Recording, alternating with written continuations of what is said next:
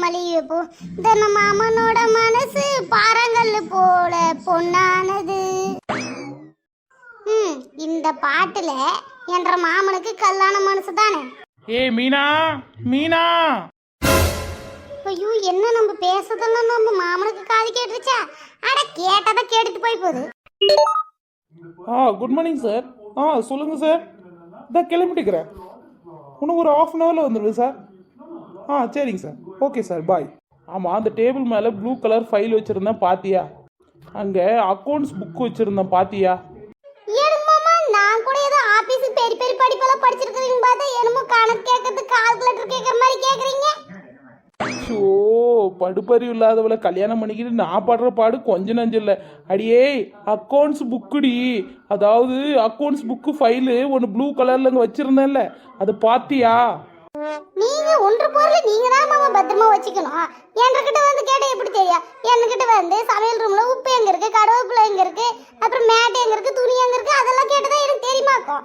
என்னுடைய வேலையில் நான் கரெக்டா இருக்குல்ல, அப்ப உங்களுடைய வேலையில் நீங்க தானே பாத்துக்கணும்.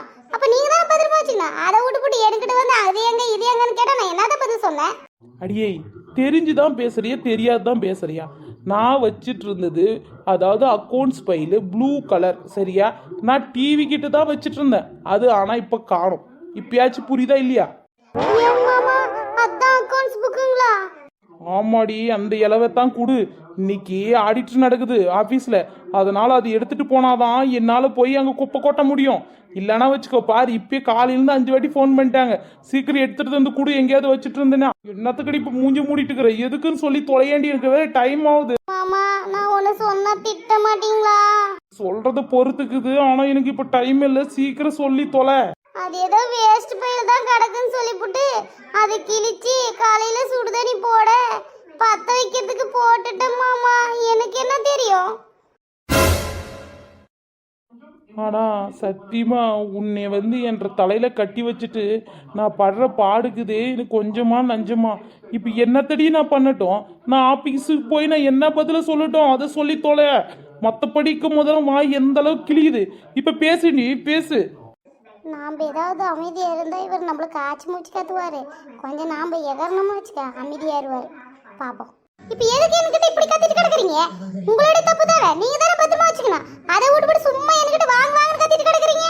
சும்மா பேசிட்டே இருந்தீங்கன்னா வச்சுக்க, நான் போலீஸ் ஸ்டேஷன்ல போய் கம்ப்ளைண்ட் பண்ணி விடனாக்கும் வரதட்சணை கொடுமைன்ட்டு. சும்மா என்னை கத்திட்டு கிடக்குறீங்க. நான் பாட்டு செவனேன்னு பாத்திரம் கழுவிட்டு இருந்தேன், என்னை கூப்பிட்டு வச்சுட்டு இப்படி கத்திட்டு கிடக்குறீங்க. சும்மா வேலையை பார்த்துட்டு போயிட்டே இருக்க. நீங்க வந்துட்டாரு சும்மா நம்மள திட்டத்துக்குனே வரும். அவங்க அப்பா அம்மா நம்மளுக்கு பெத்து போட்டிருப்பாங்களே போல. என்னத்துக்கு கேட்டுப்பட்டு நான் இப்படி இப்போ கழிச்சிட்டு போறேன். இப்ப ஃபைலே எடுத்து முக்கியமாக ஃபைலை எடுத்து கிழிச்சு எரிஞ்சு போட்டு எங்க இவ்வளவு நான் திட்டுறேன், இவ என்னை திட்டிப்புட்டு போறா. ஐயோ கடவுளே, இப்போ அந்த ஒத்த காலனுக்கு நான் என்னத்த பதில் சொன்னேன்?